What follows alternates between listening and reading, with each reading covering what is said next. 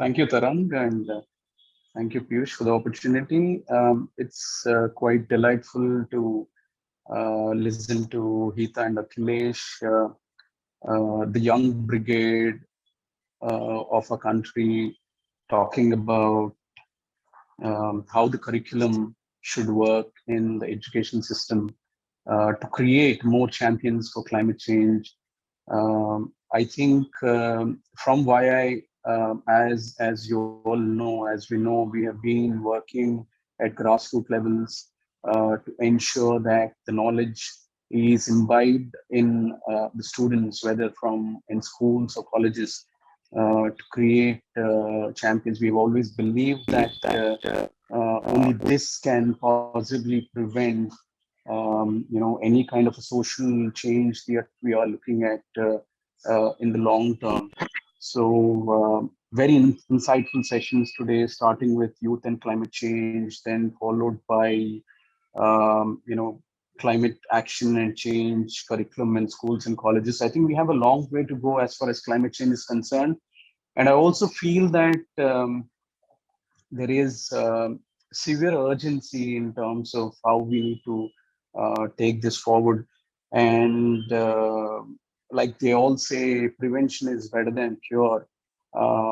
We all know where we stand right now as far as climate change is concerned. We have seen the recent flooding in Bangalore. We have seen the recent flooding in Kerala. We have seen the recent flooding in Pakistan. We have seen recent flooding, entire drought in Chennai, where it almost came to a zero water day, which means that a city has no water to survive more than a day. So alarming situation, alarming conditions across the country. And so definitely, while we take action for prevention by getting all these young people ready for mitigating the process of climate change, I think cure is where we stand right now, and we as a generation need to pick that up from there. So the topic of relevance for today, from the cure point of view, as far as climate action is concerned, we have a very, very interesting panel talking about preserving water, air, and land for climate action. This is where the real cure can happen, and YI and its entire fraternity, while we are extensively working in the last 3 years towards curing, we have specific modules that we as members work. The young school children, we make them work, and the young students from colleges, we make them work on climate action. So I'm welcoming Shrey Goyal, Head of Observer Delegation at COP27. Shrey, welcome on board. Kanchana, Weerakoon, Founder and President of Eco-Friendly Volunteers. Kanchana, thank you for taking time out for joining us.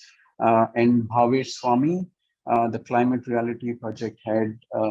Thank you, Bhavesh. It was wonderful talking to all three of you guys. And one thing that is very, very common beyond the passion for climate change and action between all three of you guys. And I've also realized that you're the globetrotters. So I think that brings us a lot more information and understanding about what you guys see climate change and action for all of us here. And Shrey, can I ask all three of you guys to take a minute or two in terms of giving us information on what kind of a passion and the daily thought process that you put into climate action from your social side. So Shrey, you can start with it and followed by Kanchana, and then we go to Bhavesh. Over to you, Shrey. Thank you, Raj. I hope I'm audible. Yes, first off, thank you to Young Indians and to CII for inviting me to this panel.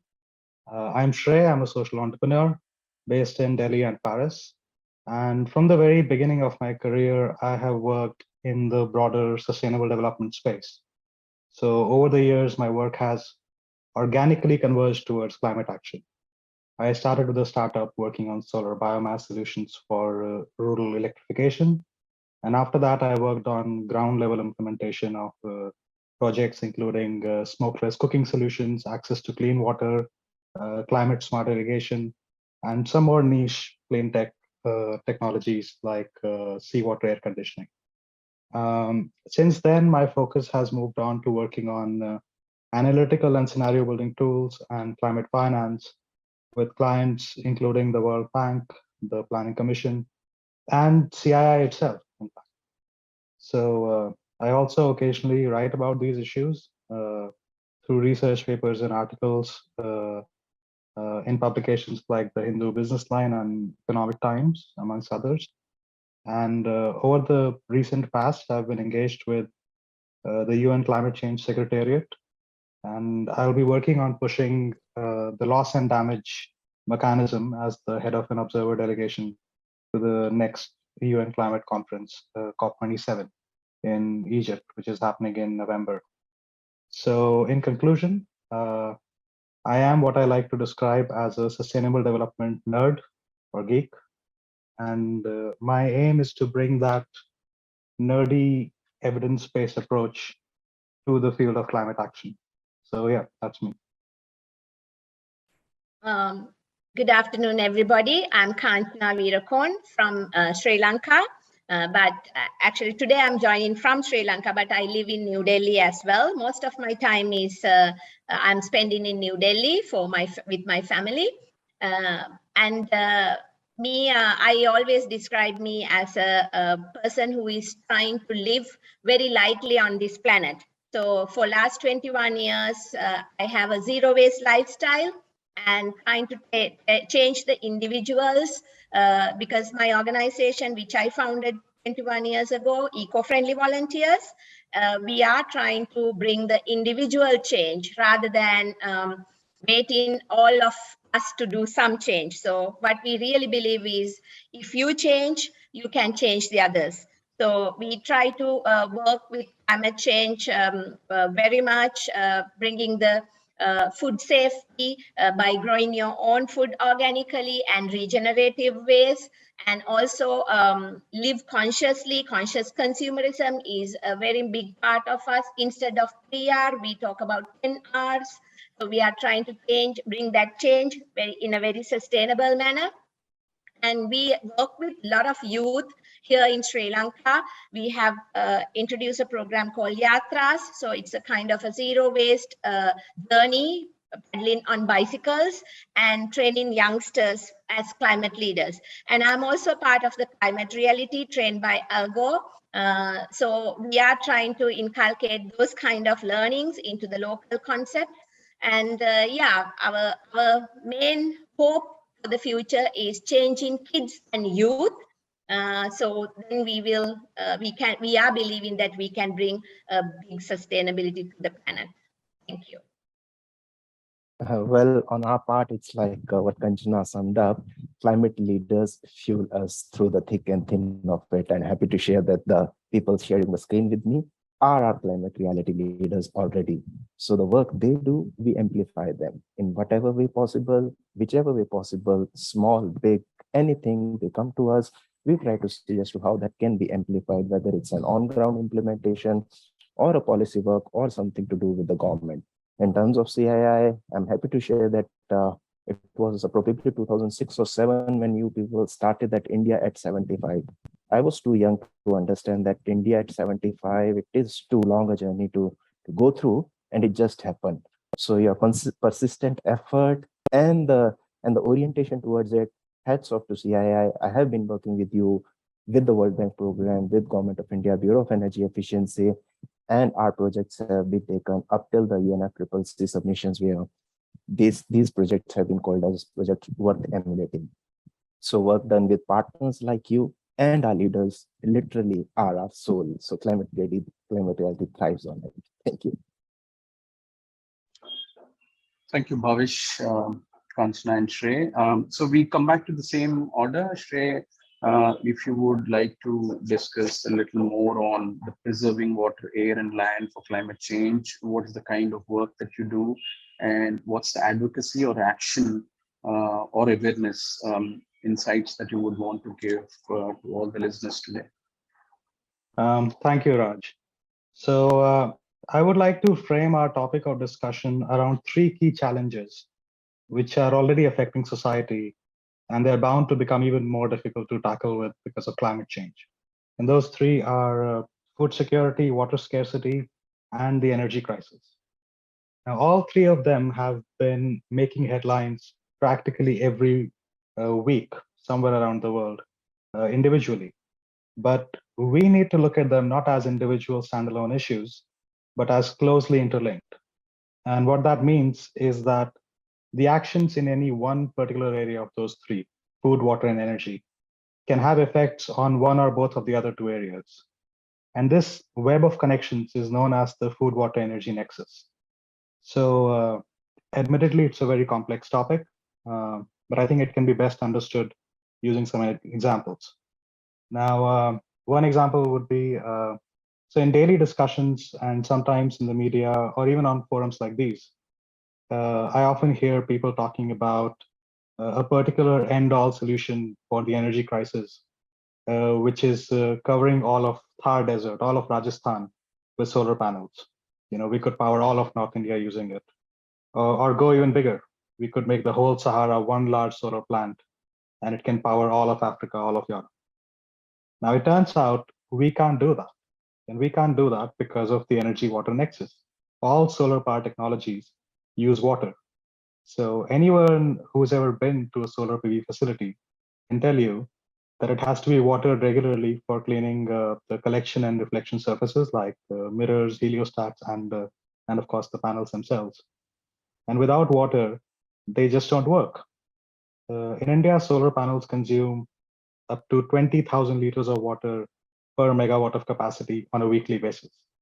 And this is not even counting the water used for production and transport of panels. So what seemed like a common sense solution to the energy crisis doesn't actually work in practice. Another solution to the energy crisis that many countries in the world are taking up is ethanol. So in India, uh, fuel used by cars and increasingly by trucks and buses is labeled E10.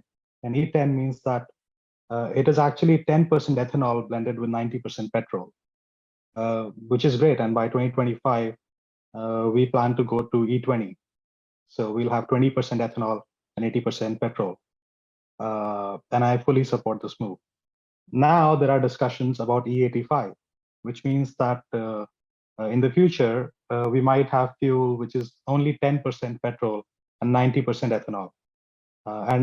It is not impossible. During the COP26 in Glasgow, British Airways was actually running planes using ethanol.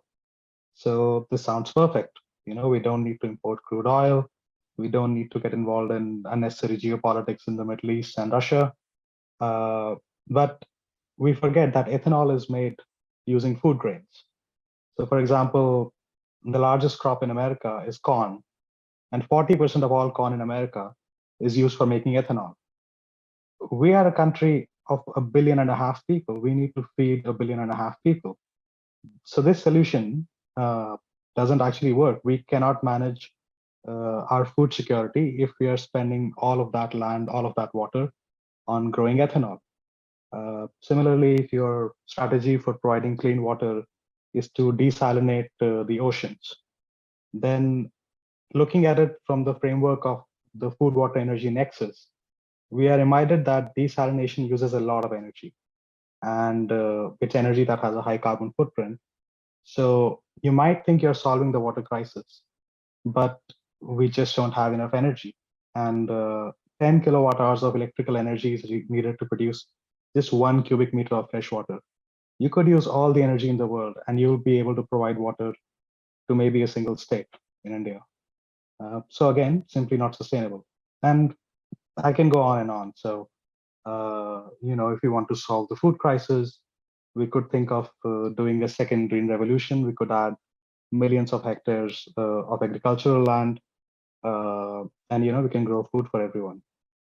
But right now, 72% of all the water consumed in the world is already being used by agriculture. So that's 72% of everything. So homes, industries, everything else accounts for just 28%. And 1 kg of rice requires 5,000 liters of water. 1 kg of beef requires 1.5 lakh liters of water. So what this means is that allocating millions of hectares to agriculture, again, might look like a very common sense solution, but in reality, it will cause even more water scarcity. And ultimately, it will fail because the mathematics just don't work. So it will fail as a solution to hunger management. And rice also consumes 37,000 megajoules per hectare of energy. So we don't have enough energy either. Now, in all the cases I described, what seem like common sense solutions to the layman turn out to be, if I'm being a bit harsher, they turn out to be nonsense, just because we did not account for the food, water, energy nexus. And this is not even taking into account climate change, which affects all three of those crises individually. So we have listeners and viewers from across India, and Kanchana, of course, is joining us from Sri Lanka. Now, if I go back, the carbon dioxide concentration when I was born was 350 parts per million. Today, it's more than 420. Now, back then, the temperature in Delhi around this time of the year, around September, used to be about 27 degrees Celsius. Right now, it's about 30, 32. And the difference between 27 and 32 is air conditioning. You don't need air conditioning at 27. And right now, many of the listeners on this discussion probably have ACs running. So now this entire country needs a huge amount of energy just for maintaining a livable temperature, and that's because of climate change. Even the Football World Cup this year is going to happen in fully air-conditioned stadiums. So how can we possibly be energy secure with these types of constraints? And in the coming decades, 1 billion more people will experience water scarcity than they do right now because of climate change. We already know how climate change increases floods and droughts, which I'm sure my co-panelists will also be covering. And both of those phenomena decrease food supply. So I understand that just from looking at your faces, I can see that I have been depressing the hell out of everyone here with these numbers. So I think it's also my responsibility to provide a little hope in my remaining, I think, about a minute or so. To which I will say that understanding the nexus also allows us to understand the positive impact of what we do, of what we are already doing. And also it helps us understand the impact of what we can do, whether it is industry, whether it's governments, whether it's organizations like YI, or whether it's any citizen in their daily lives. So a couple of days ago, I was contacted by a college student from Pune, who should hopefully be listening to this panel right now. And he wants to intern with us. So I asked him about his experience, and he said, "Oh, I don't actually do much. I've just participated in some local initiatives like tree plantations, river cleanups. It's not really, I'm just volunteering. I'm not doing much." Now, it may not seem like much, but I think he's underestimating the impact of his own volunteer work. So if you're leading a project to clean up rivers, for example, so not only are you providing cleaner surface water, not only are you working on the water crises in a way, but you're also simultaneously reducing the need to pump out groundwater. By reducing the need to pump out groundwater, you're actually also helping with the energy crisis, because we won't need to use diesel or any other energy source to pump out water. You're also simultaneously working on the food crisis, because if our rivers have a better quality of water, that water is more readily available for agriculture. That water can support more fishes and other sources of food. So if you're leading a drive to recycle or reuse paper, you're saving trees, but you're also saving energy and water. The amount of paper each of us uses every year takes 500 kilowatt hours of energy and 12,000 liters. If you use recycled or reused paper, you're saving all of that. You're not just saving trees. You're affecting all three of those resources. So understanding the food, water, energy nexus, I think, is important to us as organizations and as individuals, because it can allow us to plan in a more sensible way, and it can allow us to attack multiple challenges at the same time and hopefully inspire us to do more. Thank you. Thank you, Shrey. Alarming numbers, but yes, there is always hope. Thank you for that. And Kanchana, yes, where Shrey probably dropped is where I think your expertise comes in. Individuals can make a lot of difference. Please go ahead. Thank you so much, Raj. Yes, because what we believe in, as Shrey really gave us the world picture about everything, but then the world is consisting of 8 billion people. So it is the most popular saying, I think, is one person said it's only one single plastic straw on this planet, right? So then if all of those individuals say that it's just a one straw of plastic straw, imagine it's already 8 billion. So likewise, so if you are not changed to do some sustainable work or daily practice your sustainable actions, then what's then at least then what's happening is collective energy is not there. So you have to contribute first for that change, and then you can bring that holistic change. So my always what I give as example is, if you eat your toffee or chocolate, are you conscious about the fate of the wrapper? Because that wrapper is not anymore responsibility of that company who produced that chocolate or that toffee. It is the responsibility of yourself who bought that chocolate or toffee and ate it. So then you have to take the responsibility of that wrapper rather than putting it just into the dustbin. Because if you just put it into the dustbin, have you ever thought, where will that end at? That wrapper will go to the municipal council, because when you are handing over your garbage, and then that will end up in a landfill. Because I don't really believe that waste pickers are really concerned about that small wrapper, because you produce that as a waste, and then for a waste picker, it's not a big resource, because recycling is not very efficient at that level. They are going for bigger the pieces, bigger plastic bottles, bigger cardboard or whatever. Recycling is really happening at that level. But what will happen to that small piece that you just throw out to your dustbin? So if you are very concerned about your actions, that is the individual thinking that you can have.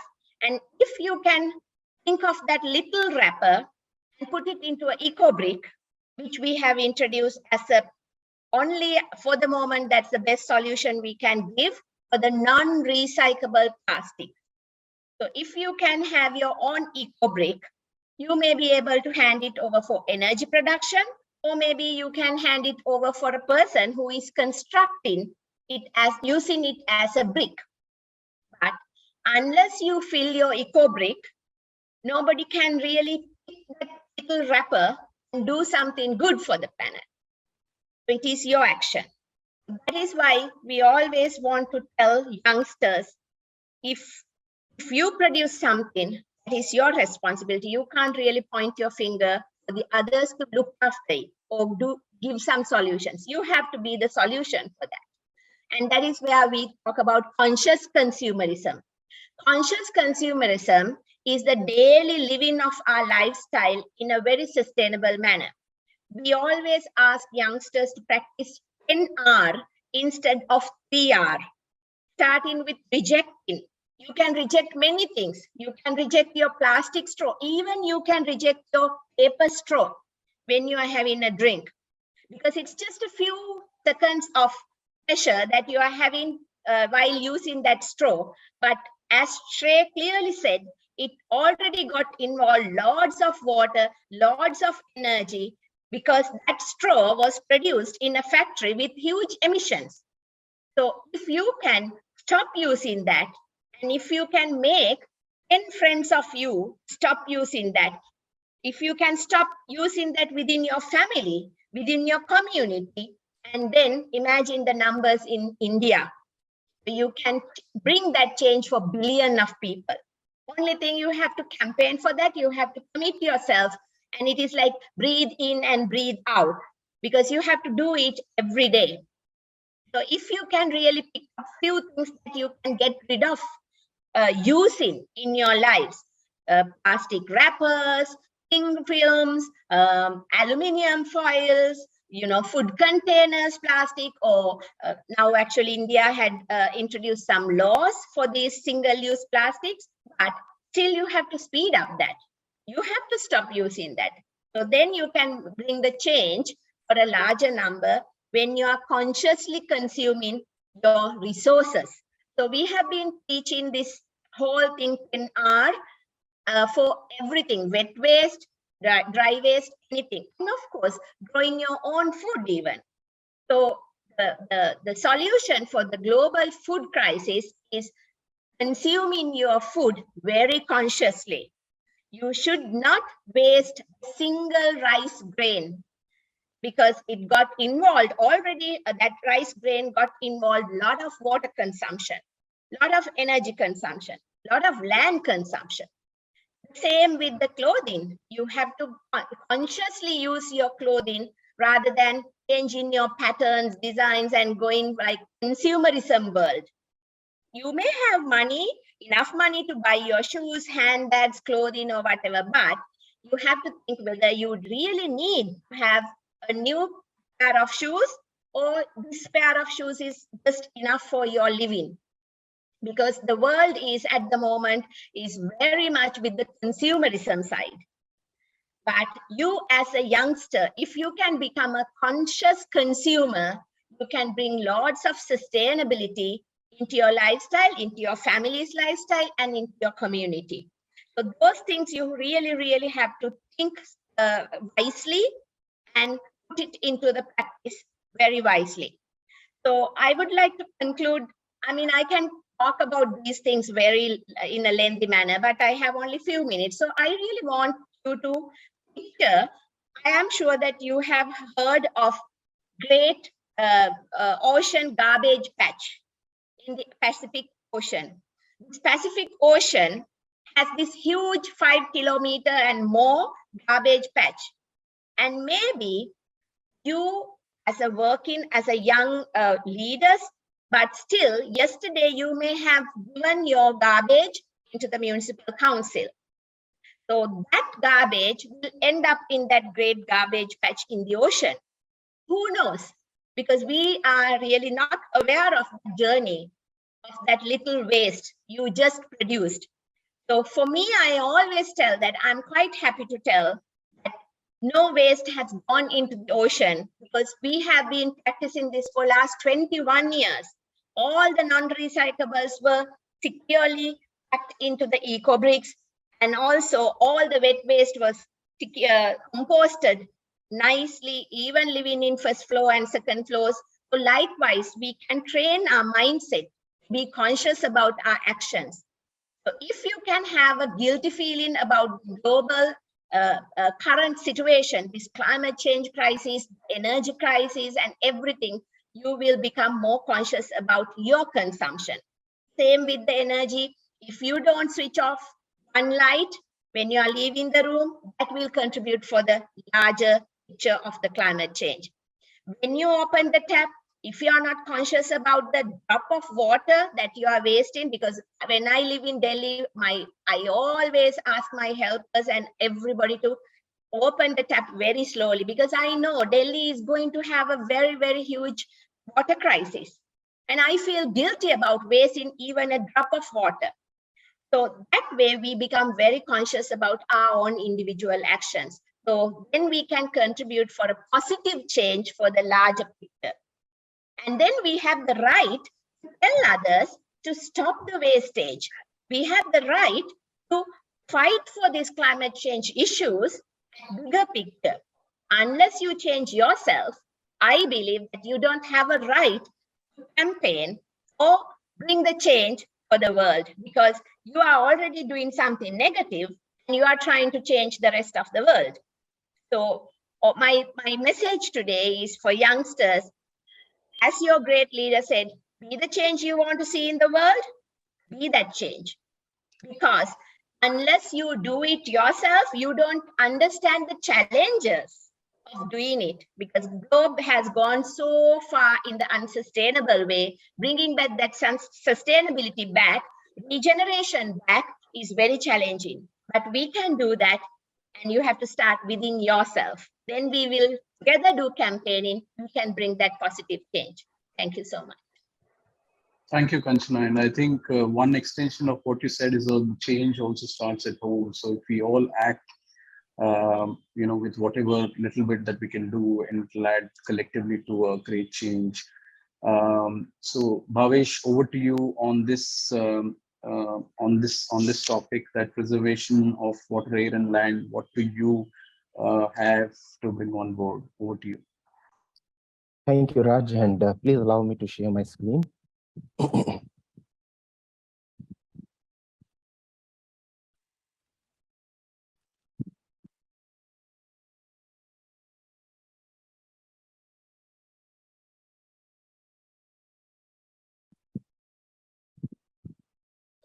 So thanks, Piyush ji, for the connect, and Raj for taking it forward. Since we are discussing young Indians, I had a small doubt which panelists earlier clarified, but just putting a lens onto that part as to what young India represents. They are almost 60% of our entire population. Where are they working? Unfortunately, not in the mainstream of it to the greater extent of it. How many are working in the mainstream? How many are working in the greener part of it? Unfortunately, statistics don't come up in a very positive way. Average, the median age as far as this subcontinent is concerned, I'll say that's hovering something around 30 also. Africa is younger, obviously catching up. How much are we providing the job scenario? How much are we working for providing the very space that we all are speaking of? And that's brings us to this forum as Climate Reality, an initiative by Mr. Gore. We have been working across the length and breadth of it, nationally as well as internationally, and bringing those experiences within the local time frame. 40,000 leaders across the globe trying to bring those very changes, those very specific works that make up for a bigger cause here and there. In the Indian scenario, we are working with the INDCs, taking and augmenting them forward. Obviously, looking into emissions, water conservation, air quality, to name a few. As Shrey was mentioning, water nexus is definitely going to create a severe challenge for us. So we started our work in Bid. Unfortunately, the place brings alarm bells to us because this was notorious for the highest number of farmer suicides taking place just a decade ago. Happy to share with our work today, at least 3 villages are totally water sufficient. There is no water tanker supply over here, and the work is happening in 100 more villages at Bid district currently. We worked out in Pune as well. But what's the youth connect out here? We didn't bought in fancy technologies. We don't brought in external experts. We tried to work with the local youth, ITIs out there, and worked in terms of making those water filters locally. So what you are saying in extreme right, those blue colored water filters are very much locally made. They reduce our cost. Now these local youths have been trained whenever rains come, and my local aquifer as well as recharge from rainwater harvesting is being done, and these people get incentivized. Good part is this is happening across the board. So religion, caste, creed, etc., which are an issue at the local level, came very positive. All the people, all the stakeholders came together that this is a common issue we need to tackle upon. And when my local aquifer was charged, the water quality enhanced. I'm getting a greater yield from that particular stretch, from that particular area. So that's the power of youth that is getting imbibed into. What next? These youth very proudly showcase these initiatives to their relatives, to nearby villages, and are now getting opportunities to implement and replicate the same within their neighborhood and otherwise also. So across Maharashtra, I would say Beed and then Marathwada and parts of Pune, they are also getting replicated. Now we do very fancy tree plantation drives. We learned from you people as to how these things can be augmented in a sustainable way. So we added on local fruit trees that find sustenance, and these people have an incentive to take care of them. 30,000-40,000 rupees worth of annual income enhancement is something big for these people. And we started with Fani affected regions of Odisha and West Bengal out there. Happy to share here again, our local nurseries are taking our initiative forward, which have been established by the youth at the local school level. We figured out the problem that just transportation, coming something from Bihar, coming something from Madhya Pradesh, was a huge challenge in terms of transportation, in terms of augmenting the same. But within the local framework, just with 2 years of rigorous work with these local youths, I'm happy to share that we have borne fruits like this, as you are seeing in the last image. So that's the power of youth taking into the mainstream, and that nexus, which my dear friend Shrey was speaking of, can be tackled via small baby steps. Obviously, clean energy is something that India is speaking big of, but how to augment the same? You go to any city, and unfortunately, there are shops which are not even in three digits, so to say. I don't even have 50, 60, 100 shops which can cater to renewable energy demands or solutions that probably the last man standing or a villager can look forward to. We have solutions like this. Entrepreneurs probably taking incentives are putting up things like this which are movable, and we worked out with IIT Bhubaneswar in terms of working with these modules which are fully transportable even on a bicycle rickshaw. So these rickshaws help that gentleman earn a small preposition of something like 100 200 rupees, which he runs for something like 3 hours at one particular platform, and the water is transported some half a kilometers. That augments his income. He gets positive as far as renewable energy is concerned, new technologies are concerned, and the overall nexus we are able to reduce to some extent. But where to find replication of it? These are probably success stories happening in chunks and parts of it. We try to augment it within our bigger network of schools, within our bigger network of campuses. So our Green Campus initiative has imbibed all these efforts along with clean air, along with the waste management initiatives that Kanchana was referring to. And again, I'm happy to share that CII has been our partner in this endeavor. Your IGBC school ratings, we are taking it forward at our schools, at our locations across the length and breadth of India. 100 campuses have already taken the lead. 250 are in different stages of implementation, and probably 3 years from now, I would be speaking of 1,000 installations of 1,000 green campuses taking shape. What happens exactly out here? Outside, this is a typical Delhi school. The outside AQI is something in tune of 350. As soon as I have these kind of climbers, which probably the school management knew that these things help, but were not sure of their implementation. We work with the last man standing, with the Mali out there, and the corridors and the classrooms inside have an AQI of something like 100. That makes for a positive change as far as these young Indians are concerned, as far as the future we are envisaging is concerned. I hope the picture in itself amplifies that yes, something can be changed, and if management gives a hands up, we are able to save the things which probably might have cut out in a very sturdy manner. They could have gone for it. Please reward these people wherever you are working with them. Whenever you are working with a bus driver or these gardeners, we try to reward them with best possible incentive, because they are the change makers. What Kanchana was speaking of, I'm speaking to my maid in terms of these solutions as they are working on the ground.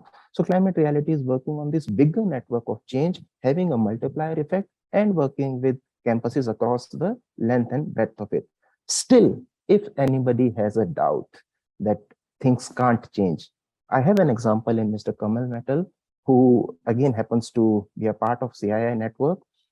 AQI at his office is in tune of healthy category all across, less than 50, and that too happening in the busy area of Paharpur, busy area of Nehru Place in Delhi. Please, you can visit his website, you can see his TED Talks, and this gentleman has shown us the way that yes, the AQI for which we don't have a solution per se can be bought out in a very holistic manner. Then we are augmenting these very solutions at the university level as well. Climate change and centers are being established, and this very scenario of green job augmentation, what these green jobs are all about, where can I find mentors for the same?